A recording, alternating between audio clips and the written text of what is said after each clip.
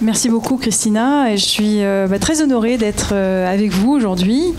J'étais surprise, agréablement surprise d'être invitée parmi vous. Je sais que vous avez tous des responsabilités très importantes dans le secteur de la santé. Ce que vous faites est voilà, très, très important pour nous tous. Et je suis ravie de pouvoir contribuer à votre réflexion ici dans le cadre de ce séminaire. Si j'étais venue ici il y a 15 ans ou 20 ans, j'aurais emmené mon appareil photo avec des pellicules Kodak. Kodak, c'était quelque chose quand même à l'époque. C'était la 4e marque mondiale la plus rentable. C'était une société qui a été créée en 1880. Et au pic de sa splendeur, Kodak, c'était 60 000 employés rien qu'au siège social à Rochester, dans l'État de New York. 150 000 employés au total, donc énorme. C'était des revenus, c'était la 4e marque mondiale la plus rentable, des revenus annuels de 16 milliards de dollars, une capitalisation de 31 milliards de dollars, vraiment un mastodonte. Le siège social, rien que le siège social, c'était un campus de 50 hectares et 2/3 du marché mondial de la photographie. Ça semblait être une entreprise, une organisation qui était là pour toujours. C'était une organisation qui était construite sur une vraie culture d'innovation et de changement. En 1993, ils avaient recruté un PDG brillant, venant de l'extérieur, expert en technologie. Et dans l'organisation, il y avait plein de gens innovants et talentueux.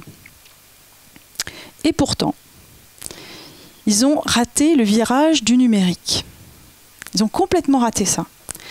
Et après une longue descente aux enfers, ils ont fait faillite, il y a 2 ans. Et à ce moment-là, il y a 2 ans, il y a John Kotter, un expert international du changement, qui a écrit un article dans Forbes dans lequel il dit « Le problème de Kodak, ce n'était pas un problème d'innovation, ce n'était pas un problème de défaut d'innovation, c'est un problème de complaisance. » Au fur et à mesure que cette organisation a grandi, les voies innovantes ont été ensevelies dans l'organisation par le désir de complaire, par la complaisance, par la politique. Et on ne les a plus entendues, ces voix-là. Donc l'innovation, qui est le thème de votre séminaire, l'innovation c'est vital, mais ça ne suffit pas. Et alors pourquoi ça ne suffit pas? Parce que le monde change. Vous connaissez sans doute la phrase célèbre, hein, dans la vie il y a 2 choses sûres, la mort et les impôts. On pourrait rajouter une 3e chose, c'est le changement. Mais le changement, il change aussi. Il change en particulier de vitesse. Tout devient plus rapide, tout s'accélère, la disruption se met en place de façon beaucoup plus accélérée qu'avant. Par exemple, des modèles économiques complètement nouveaux apparaissent, par exemple comme l'économie de partage. Donc l'industrie hôtelière, en ce moment, elle est complètement bousculée par des acteurs comme Airbnb, qui permettent de louer des chambres ou des appartements à des particuliers. Airbnb, c'est une entreprise qui a été créée en 2008 seulement, donc c'est très récent. Et depuis 2008, ils ont déjà servi 10 millions de clients dans le monde. C'est phénoménal. Moi, personnellement, quand je vais à l'étranger maintenant pour des raisons perso, je ne loue plus de chambre d'hôtel. Je trouve mon bonheur sur Airbnb. Il y a des métiers qui apparaissent qui n'existaient pas il y a 10 ans, ou même il y a 5 ans. Par exemple, data scientist, expert UX, user experience, chief listening officer. Bon, il y a beaucoup de choses en anglais, hein, désolé. Ça vient souvent de là. Qu'est-ce qu'on a encore? On a voilà, des tas de cloud, les spécialistes des services cloud. Hein, tout ça, ça n'existait pas. Alors pourquoi tous ces changements? Bon, il y a évidemment plein de causes variées, mais les penseurs du changement distinguent en général 3 grandes causes en ce moment. La première cause, c'est évidemment les révolutions technologiques. qui accompagnent la globalisation. Donc juste pour mémoire, le web, c'était inventé en 1969, l'Internet en 69, le web en 90, le Wi-Fi en 96, le cloud en 99, etc. On n'a pas fini, bien sûr. La deuxième raison, c'est l'individu connecté. Ces technologies, elles permettent aux clients, aux patients, aux usagers, aux individus, de se connecter en communauté et en réseau, et d'échanger entre eux de façon massive et très rapide des informations. Et de se constituer, du coup, de s'auto-constituer en groupe de pression ou groupe d'intérêt, ce qui change le rapport de force entre les organisations et les individus qu'elles servent. Et la troisième raison, souvent identifiée pour expliquer ces changements, c'est la croissance des services. De plus en plus, la croissance économique, elle vient des services et plus des produits, ou beaucoup moins des produits. Et les services requièrent beaucoup plus de sur-mesure que les produits, et entraînant du coup la nécessité d'amener le client beaucoup plus en amont dans la création de valeur qui lui est destinée que ça n'était le cas dans les produits. Donc ça génère une diversité et une complexité que les entreprises doivent gérer.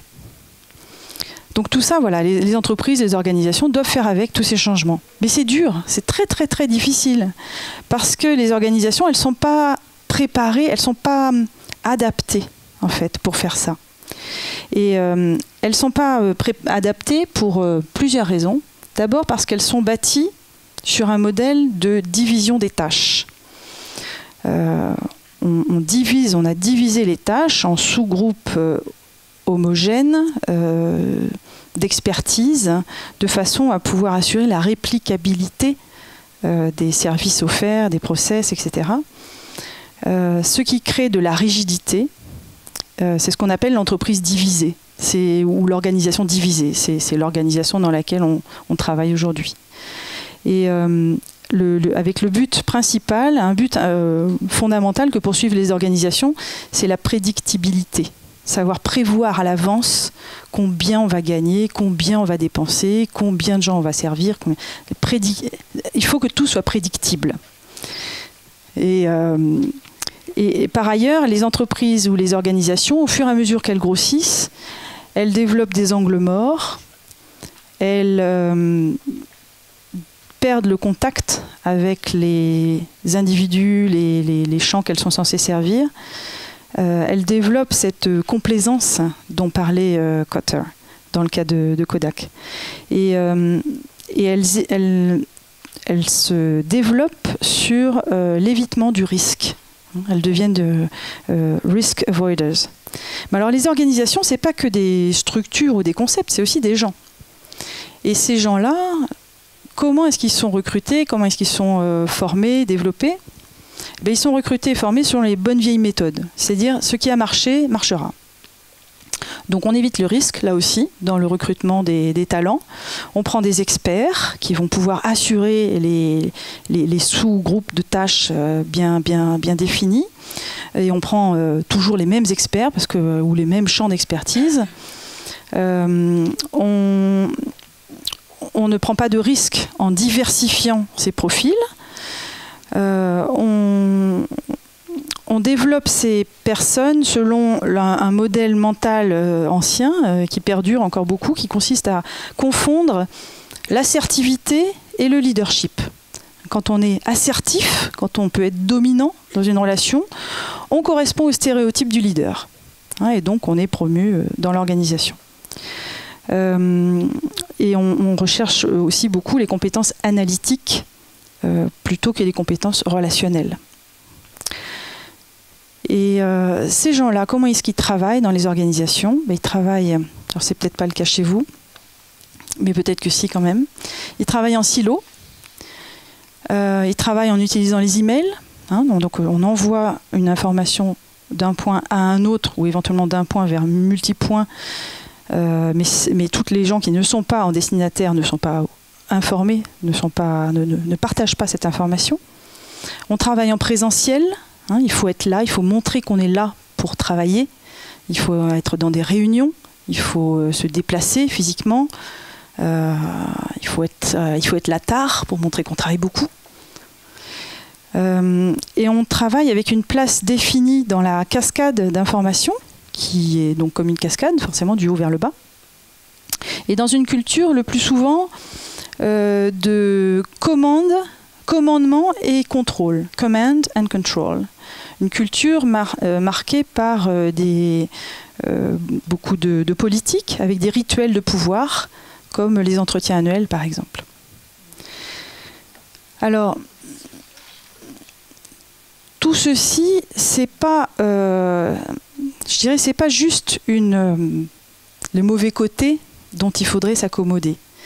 Tout ceci a cette inadaptation entre les organisations et le monde contemporain. Elle a des conséquences économiques très importantes, négatives, qu'on commence à réaliser. Par exemple, la création de valeur coûte de plus en plus cher. Ce qu'on appelle le return on assets, le profit sur les assets, je ne sais plus comment on dit ça en français, le ROA, bref, le ROA, non pas le ROI, le ROA, le return, voilà, sur les actifs, merci. Le ROA, il a diminué de 75% depuis les années 70. Un autre indicateur, c'est la durée de vie des grosses entreprises. Cette durée de vie, elle était en moyenne de 60 ans dans les années 60 et elle est aujourd'hui de 15 à 20 ans. Un autre indicateur, c'est le taux d'engagement des salariés. Alors, où qu'on soit, hein, dans les entreprises privées ou publiques, le taux d'engagement est extrêmement faible. Une grande société, bon, il y a des tas d'enquêtes partout, mais une grande société qui s'appelle Gallup, qui mesure... qui fait un survey annuel sur l'engagement, et celui de 2013 montre que le taux de salariés qui se sentent activement engagés avec leur entreprise, ce taux dans le monde, il est de 13%. 13%. Comme disait un de mes amis agents du changement, 13%, bon, c'est quasiment, voilà, c'est 1 sur 10. Ça veut dire que parmi vos collègues, il y en a 9 sur 10 qui n'ont rien à faire de ce que vous faites. Et qui ne vont pas forcément essayer de vous aider ou de vous dépatouiller. Ou, voilà, quoi. 9 sur 10 qui sont mis en... Alors, dans les 9 sur 10, il y en a certains qui se sont mis en pilotage automatique, mais il y en a aussi qui sont devenus plutôt des vecteurs de négativité, donc qui diffusent viralement le négatif et empêchent plutôt l'organisation d'avancer. Et puis, voilà, autre symptôme, c'est le fait que les vieilles recettes de communication ou de management, top-down, diffusion, ben, ça ne marche plus. Voilà, ça ne marche plus, on atteint vraiment une fin de cycle. Donc des changements structurels sont a priori complètement indispensables. Mais la complexité de l'économie des réseaux, elle nécessite une flexibilité, une agilité qui requiert de nouveaux comportements. La transparence, l'authenticité, la capacité de se mettre en connexion. Et ça, c'est pas facile. C'est une vraie transformation collective. Alors pour votre culture générale, j'ai repris, je vais vous présenter les quelques grands thèmes qui reviennent souvent dans la littérature, dans la pensée sur le changement en ce moment, qui illustrent le passage d'un monde à un autre, qui est vraiment ce qu'on est en train de vivre en ce moment. Alors, il y en a 6 qui reviennent souvent. Le premier, c'est qu'on est en train de passer du pouvoir par la hiérarchie vers le pouvoir par la connexion. D'accord ?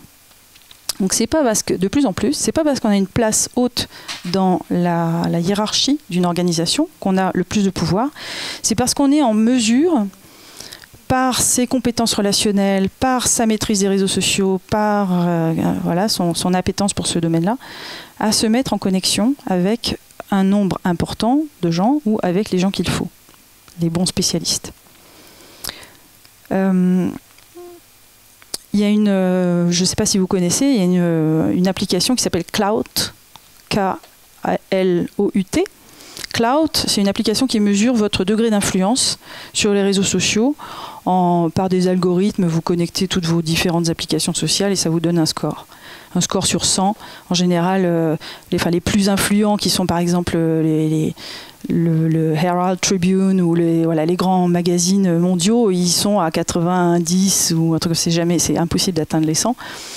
Mais c'est une courbe qui fait comme ça, là, voilà, comme ça, tchouk. Et quand on commence, on est à un petit chiffre, et puis on peut grandir si on développe son réseau, si on a plus de followers et tout ça. Et il y a déjà plusieurs années, il y a des sociétés, des startups dans la Silicon Valley qui ont décidé de ne plus accorder d'entretien de recrutement à des personnes dont le score Klout était en dessous de 50. Parce que si on n'a pas beaucoup... Parce que l'influence reflète votre capacité à faire des choses, à faire avancer des choses. Donc, alors ça, c'était déjà il y a plusieurs années aux États-Unis. C'est très intéressant. Et ça veut dire que c'est pas, on va pas recruter, on va pas recevoir en entretien des gens qui arrivent vice president machin avec bardé de galons. On va recevoir ceux qui ont été assez malins, intelligents, qui ont assez travaillé, qui ont assez investi leur réseau pour le développer. Le deuxième thème intéressant à partager, c'est on est en train de passer des organisations guidées par la vision et la mission. Hein, c'est souvent des choses qu'on trouve à l'entrée des entreprises, notre vision, notre mission, ou alors sur le site web, vers le dessein partagé. C'est le common purpose, c'est le dessein partagé qui guide l'organisation. Donc on n'est plus dans une vision décidée par le comité exécutif et ensuite transmise par la communication interne à tous les employés. On est là dans la co-création, l'émergence du dessein commun. Le troisième grand thème qui revient souvent, c'est le passage c'est la transformation de comment on fait du sens. On faisait du sens par des arguments rationnels. Et on en voit les limites. Maintenant, on passe à... On fait du sens par une connexion empathique. Alors moi qui travaille dans les vaccins, je vois ça tous les jours. Parce qu'on a essayé depuis des années et des années d'expliquer que les vaccins, ça marche. Là, scientifiquement, c'est prouvé, c'est démontré. Les risques sont absolument infimes comparés au risque d'attraper les maladies. Enfin, c'est évident, quoi. Rationnellement, on ne se pose même pas la question, quoi. Et pourtant, il y a énormément de gens qui ne se vaccinent pas. Et ce pas des gens idiots, et parfois des gens très intelligents. Des gens qui ont suivi des études de médecine, parfois. Donc, on en connaît qui aident les parents à falsifier les carnets de vaccination pour éviter que leurs enfants soient vaccinés. On en connaît. Donc c'est dingue quand même. Et ça veut dire qu'il faut peut-être aussi s'interroger. Peut-être qu'il faut penser aussi différemment. Peut-être qu'on est allé au bout de ce qu'on pouvait faire avec les arguments rationnels et qu'il faut peut-être passer à autre chose. Le quatrième thème, j'en ai un petit peu parlé, c'est l'innovation. On est en train de passer de l'innovation emmenée par le haut, donc par le leadership, donc top-down, vers l'innovation émergente et virale. Le cinquième thème, c'est le passage du changement testé en laboratoire, hein. L'innovation, voilà, on la teste, on l'éprouve, et ensuite, une fois que c'est prêt, tchoum, on la diffuse, vers les approches ouvertes et le partage des informations, des données pour la co-création dès le début. La co-création du changement. Et le 6e thème, qui englobe peut-être un peu de tout ça, c'est le passage d'un monde de transaction vers un monde de relation. Voilà, alors tout ça, ça bouscule, hein, et on ne va pas pouvoir s'adapter collectivement à tous ces changements si on n'a pas au préalable fait un petit exercice personnel. Je pense que la transformation personnelle, elle précède la transformation collective. Et ce que je voudrais vraiment passer aujourd'hui, c'est que le changement, il commence par vous, individuellement. Le changement commence par soi. Et il y a 2 titres. Le premier, c'est changer ou réévaluer sa façon de voir les choses, de voir le monde, de se comporter, etc. Et changer aussi la façon dont on impulse le changement. Et je vais vous proposer des pistes par rapport à ces 2 thèmes. Alors changer, c'est d'abord se rendre compte qu'on a, comme tout être humain, une aversion naturelle au changement. On n'aime pas ça. On a fait son petit bout de chemin, on a fait ses expériences, on trouve que souvent ce qu'on fait c'est plutôt pas mal, qu'on est bien comme ça, et la première réaction instinctive qu'on a quand on nous propose un nouveau truc, c'est de dire c'est pas pour moi, ou pas tout de suite, je suis pas prêt, j'ai pas le temps, c'est pour les jeunes, etc. Et ce que le nouveau monde requiert vraiment, c'est de prendre le contre-pied par rapport à cette attitude, et donc au contraire d'accueillir positivement, très résolument, l'innovation, la créativité et les nouvelles technologies. C'est vraiment un nouvel état d'esprit qu'un penseur belge qui s'appelle Philippe Weiss décrit comme, avec un mot qu'il a inventé, qui est le hyperthinking. Hyperthinking, c'est l'hyperpensée. Alors ça fait référence aux hyperliens qui connectent les informations sur Internet. Et le hyperthinking, l'hyperpensée, c'est tout simplement la pensée adaptée à l'ère des réseaux. La pensée, l'état d'esprit qui permet le mieux d'aborder les changements d'aujourd'hui. Alors comment est-ce qu'on devient un hyperpenseur ? Eh bien, on peut le devenir assez facilement en revisitant ses vues et ses pratiques à travers 4 grandes dimensions que je vais vous présenter. La première s'appelle Hypershift, changer de paradigme. C'est d'abord comprendre les paradigmes qui nous gouvernent et être en mesure de changer ses perceptions. Alors ça ne veut pas dire changer d'avis comme de chemise, ça veut dire d'abord tout simplement prendre conscience, faire un exercice de prise de conscience de soi, savoir comment on réagit, comment on perçoit les choses, etc. En général, on ne fait pas bien cet exercice tout seul. On a besoin d'un tiers, donc un coach, un partenaire, des évaluations anonymes de son équipe, un enfant adolescent aussi, parfois c'est un bon miroir. Donc un exercice de prise de conscience de ses propres mécanismes et des exercices de remise en question, de changement de perspective. Alors, je vais vous donner des exemples pratiques. Donc en pratique, par exemple, c'est essayer de reconnaître les limites des schémas de perception scientifique de la réalité, ce qui est très très dur pour des gens qui ont été formés à la science. Donc, c'est l'exemple des vaccins dont je parlais, par exemple, mais c'est vraiment indispensable si on veut pouvoir développer son agilité mentale et sensible. Et c'est admettre que l'expérience peut être un frein, parfois. C'est pas une question d'âge du tout, c'est une question ou de génération. On parle souvent de la génération X ou génération Y. Moi, j'y crois pas. Je pense que c'est vraiment une question d'état d'esprit. C'est par exemple se dire je ne suis pas sur les réseaux sociaux, mais ça ne veut pas dire que j'y serai jamais. Ou alors se dire je suis sur Facebook, j'adore Facebook, j'aime pas le reste. Eh ben non, ça veut dire que peut-être que le reste je vais y aller aussi et je vais dégager du temps pour le faire et je vais peut-être y trouver quelque chose d'intéressant. C'est aussi ne pas toujours attendre la permission. Se permettre d'aller un petit peu au-delà de ce qui est attendu de soi. Se permettre de dépasser un peu les limites de sa fiche de poste, pour la bonne cause. Mais interroger aussi lucidement son style de leadership. Ça, c'est très important. Les modèles qui sont 100%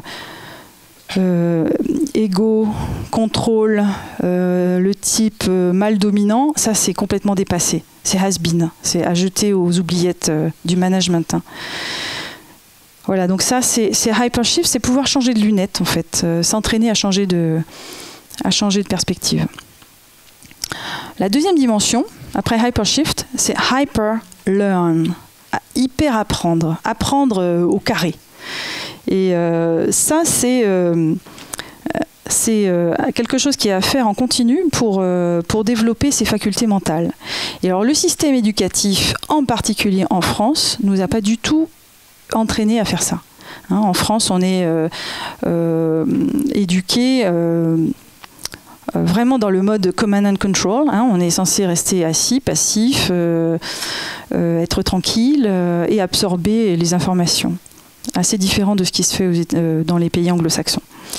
Et en fait, il faut vraiment entraîner son muscle créatif. Et le point principal, c'est de devenir curieux, tout simplement. Mais pour être curieux, il faut dégager de l'espace et du temps. Voilà, quand on regarde son agenda de la semaine, est-ce qu'il y a un moment dans lequel on a dégagé une plage de temps pour apprendre des nouvelles choses? Je ne dis pas apprendre, absorber des nouvelles informations en lisant un magazine, mais vraiment apprendre à manipuler un nouvel outil, apprendre à découvrir une nouvelle application, devenir plus savant en quelque chose. Voilà. Et en pratique, ça peut se faire à travers des méthodes. Ça peut se faire à travers des outils. Je pense par exemple aux cartes mentales, le mind map. Si vous ne connaissez pas le mind mapping, c'est vraiment très très intéressant. C'est un excellent outil de développement de la créativité, des connaissances. Ça peut se faire à travers des formations en ligne, gratuites. Il y a maintenant des tonnes de choses disponibles. On n'a plus d'excuses pour rester au même niveau de connaissance que celui qu'on a aujourd'hui. On a tellement de possibilités pour apprendre. Et évidemment, alors pour moi, le plus cher à mon cœur, c'est l'utilisation des réseaux sociaux. Parce que l'utilisation des réseaux multiplie les chances de rencontrer des idées intéressantes. Donc voilà, ça c'était Hyperlearn. La troisième dimension, c'est Hyperlink. Hyperlink, donc se connecter à mort. C'est utiliser, s'investir dans les nouvelles technologies de connexion et les utiliser largement. Alors d'abord, c'est à titre individuel, hein, c'est expérimenter les réseaux sociaux, s'engager dessus. Moi, je sais ce que c'est de ne pas y être, parce qu'avant, j'y étais pas non plus. Et j'avais pas envie d'y être, hein, donc je suis passée par là aussi. Mais si j'avais su avant ce que j'allais y trouver, je ne serais pas restée ignorante aussi longtemps. Je m'y serais mise plus tôt. Alors il y a quelques idées préconçues et fausses, bien sûr, que je voudrais dissiper tout de suite. L'idée du trop-plein d'informations. C'est un mythe, le trop-plein d'informations. Vous ne refusez pas de rencontrer des nouvelles personnes parce que vous en connaissez déjà beaucoup. Hein. Les informations, c'est pareil. Et vous passez peut-être beaucoup de temps sans le savoir à absorber des informations pas intéressantes que vous pourriez utiliser à recevoir des informations intéressantes à la place.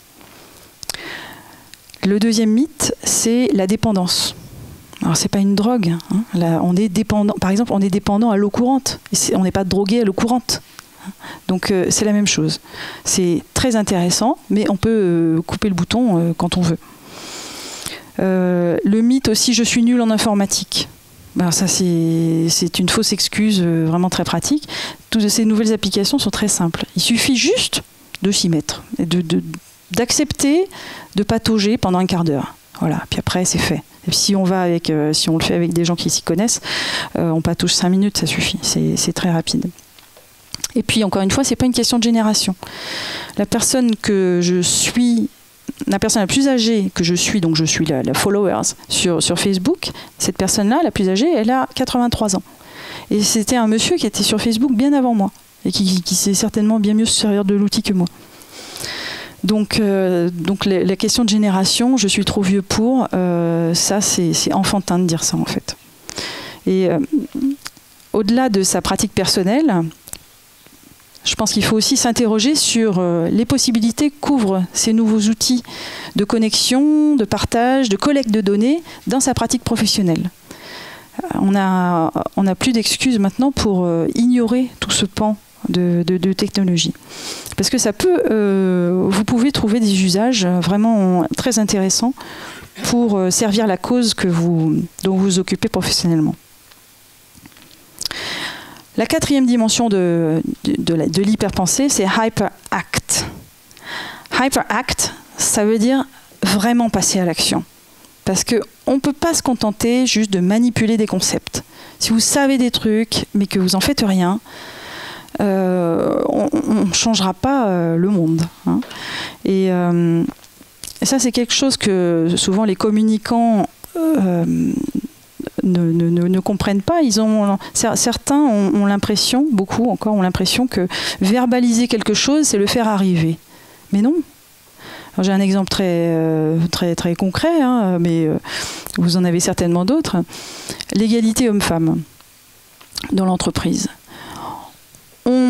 Voilà, c'est un sujet qui m'est cher, et puis on arrive par divers moyens à en parler au PDG. Finalement, le PDG est convaincu, oui, ça y est, ok, il a fait sa révolution mentale, et il décide de s'investir dans le sujet, et il fait une note à l'ensemble des employés.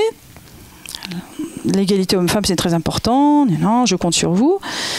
Il vient parler lors d'un déjeuner de femmes pour le 8 mars. Et puis, il fait un petit discours aussi pour le séminaire de motivation annuel. Et voilà. Et il pense que the job is done. Hein, et maintenant, c'est fait, quoi. On peut passer à autre chose. Hein, et puis, son équipe aussi. Sauf que qu'est-ce qui s'est passé dans la réalité? Qu'est-ce qui a changé? Rien. Bah, rien. Parce que voilà, c'est juste du discours. Il n'y a pas eu d'action. Il n'y a pas eu de choses concrètes faites et mises en place. Donc HyperAct, c'est vraiment chercher à faire exister des choses en vrai. Et ça passe souvent par des projets pilotes. C'est souvent ça la bonne approche. C'est des baby steps, des petits projets qui font peur à personne ou pas grand monde. Parce que si on envisage d'emblée la révolution, alors là, vous êtes sûr que ça n'arrivera jamais. Mais un projet pilote quelque part, ça a beaucoup plus de chances d'arriver. Et évidemment aussi, on peut se mettre en condition d'être flexible. Donc même quand on cherche à faire arriver les projets, on peut aussi les faire évoluer en fonction des circonstances. Hein. On n'est pas dans faire de l'innovation à tout prix et une fois qu'on l'a dit, on a fait. Il faut pouvoir aussi être un peu agile. Donc voilà, hyperthink, c'est hyperlearn, hypershift, hyperact and hyperlink. Et quand on a fait tout ça, on s'est pas mal innové, hein, on a beaucoup changé, on s'est transformé, c'est super.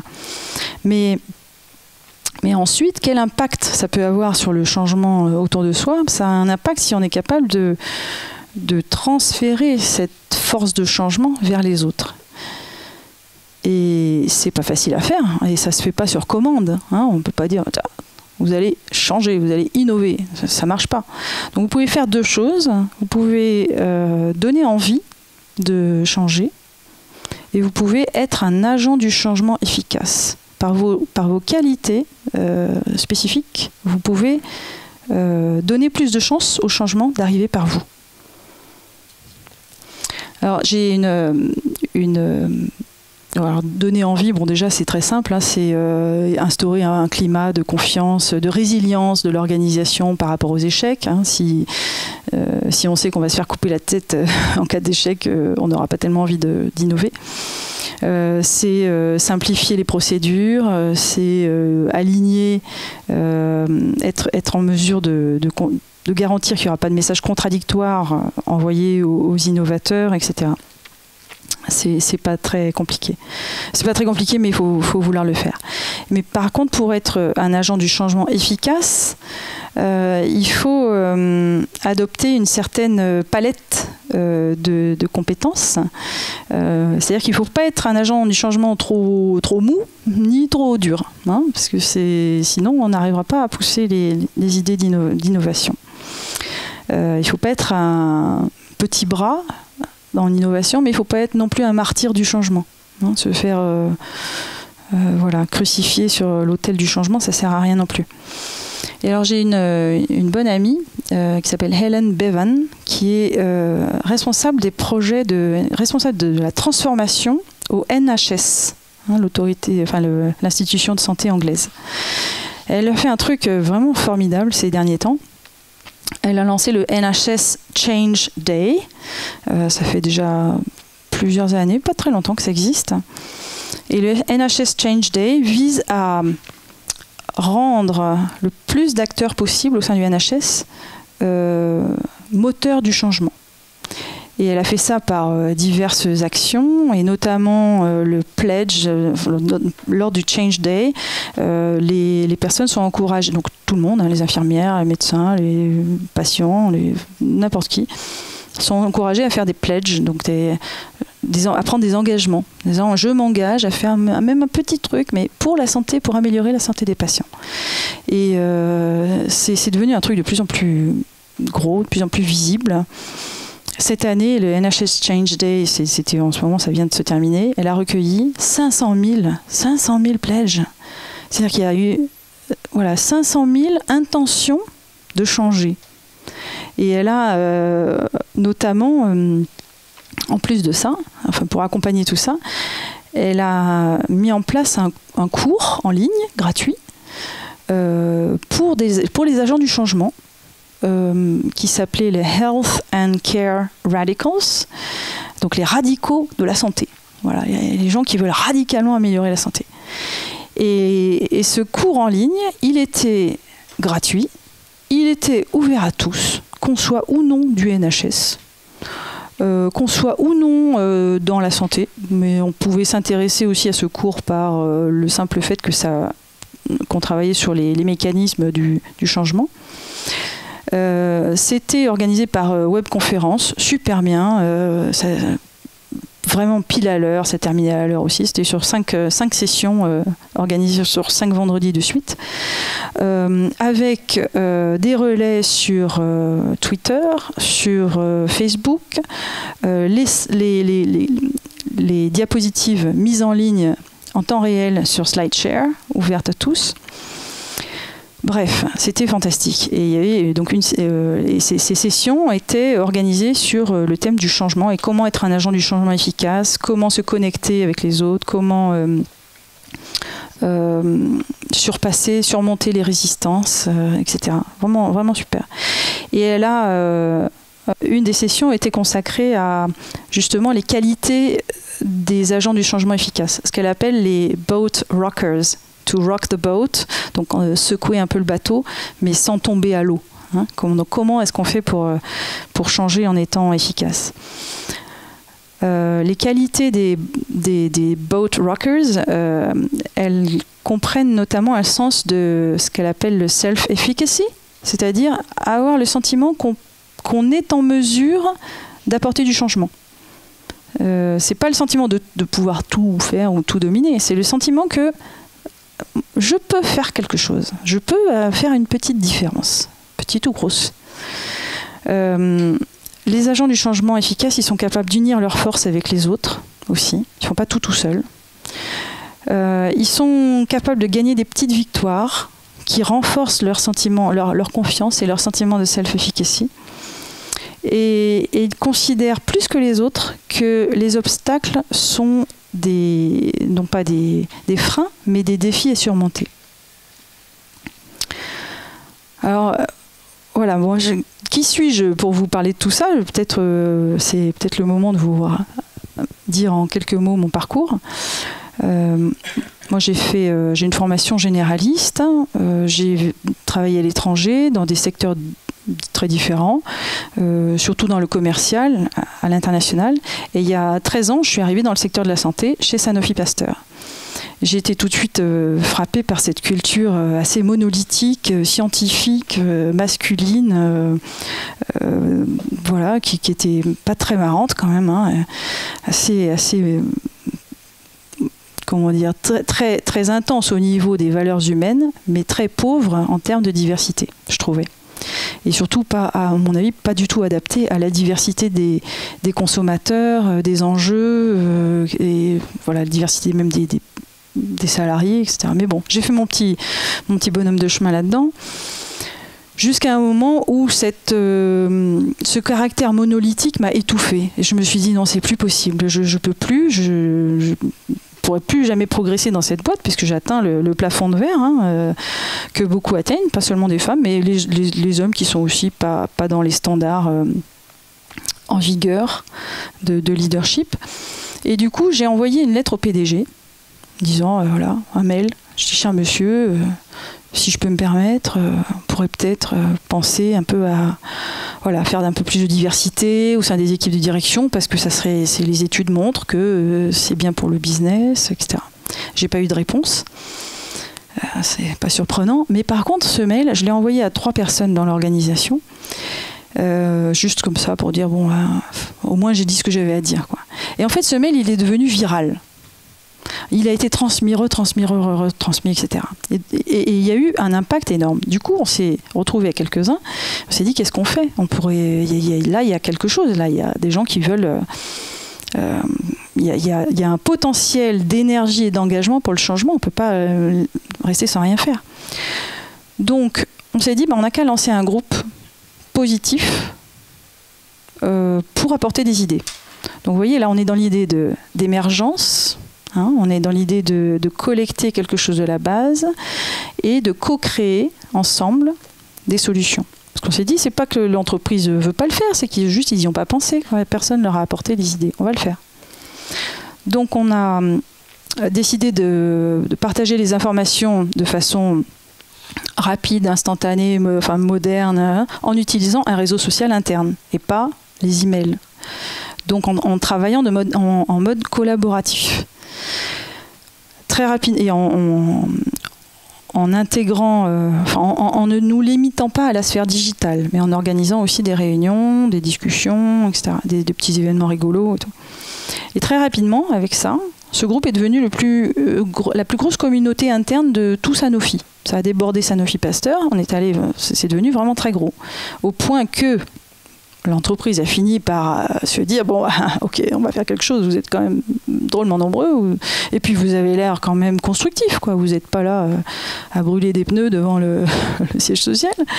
Donc on a été reçus par le PDG, qui nous a dit, mais quelles sont vos idées ? Voilà, monsieur, on vous propose de faire ceci, cela, etc. Bon, c'est pas mal. Qu'est-ce que vous voulez que je fasse ? Lancez une initiative officielle et soyez-en le patron. Ok. Du coup, une initiative donc de Sanofi Pasteur a été lancée, dont le PDG était le champion. Il nous a demandé de lui apporter toute une série de propositions qu'on a fait émerger par le réseau. Donc c'est le crowdsourcing de propositions. On a abouti à une plateforme de 62 propositions. Gratuitement, hein, sans employer de consultants évidemment, puisque c'était nous qui faisions ça. Et ces propositions ont été passées au crible du groupe officiel. On a été amené à animer un atelier de réflexion pour l'équipe de direction, etc. Ils en ont choisi quelques-unes et voilà, ça a été mis en place. Donc on a fait arriver quelque chose. On n'a pas simplement parlé de l'égalité homme-femme, on a fait se passer des choses concrètes, hein, des indicateurs, des gens qui ont été nommés, un budget, etc. Cette initiative, elle a du coup... Alors maintenant, on est de 2500 personnes sur plus de 50 pays. Tout ça, c'est parti de mon mail, hein, au départ. Mais grâce aux nouvelles technologies de connexion et grâce au fait que c'était... cette notion de shared purpose, donc de valeur partagée, c'est quelque chose qui parlait aux tripes des gens. Ce n'était pas quelque chose qui leur était demandé par la hiérarchie. C'est très différent. Et les gens se sentaient responsables et avaient envie de contribuer. Et on a été récompensé par plein de prix, ce qui a donné du coup un bénéfice d'image très intéressant à l'entreprise. Du coup, elle s'est mise à considérer ce réseau. Au départ, qu'elle regardait un peu de travers. Maintenant, c'est un vrai outil de valeur en fait pour l'entreprise. On est maintenant un des critères pris en considéré par les agences de notation RSE, responsabilité sociale d'entreprise. Donc on apporte des points à Sanofi, alors que voilà, c'est une initiative complètement de salariés au départ. Et on s'est connecté avec du coup des réseaux d'autres grandes entreprises pour créer un réseau de réseaux qui lui-même a été récompensé par des prix et qui a une très belle visibilité au ministère. Et ça, on a organisé des événements. Enfin, c'est vraiment un truc énorme maintenant. Voilà, tout ça fait que j'ai été à un moment invitée avant que ça prenne toute cette ampleur, j'étais invitée à participer au Women's Forum à Deauville, il y a 2 ans, à peu près 2-3 ans. Et là, j'ai entendu Sheryl Sandberg parler. Sheryl Sandberg, c'est la Chief Financial Officer de Facebook. Et Sheryl Sandberg, elle disait, à un moment, elle a dit les femmes ont parfois du mal à progresser dans les organisations. C'est vrai. Et certaines trouvent ça difficile parce qu'elles sont gênées par les postures de pouvoir, les postures physiques de pouvoir, voilà, les gens intimidants, les grands leaders, etc. Et elles n'osent pas faire parler en réunion ou faire entendre leur voix ou dire qu'elles ne sont pas d'accord, etc. Et elle disait, les filles, vous avez intérêt à vous mettre sur les réseaux sociaux parce que là, sur les réseaux sociaux, vous n'avez pas cette notion d'intimidation physique ou votre voix qui est trop haute, que les gens n'aiment pas, etc. Une voix égale une autre. Une personne égale une autre sur les réseaux sociaux.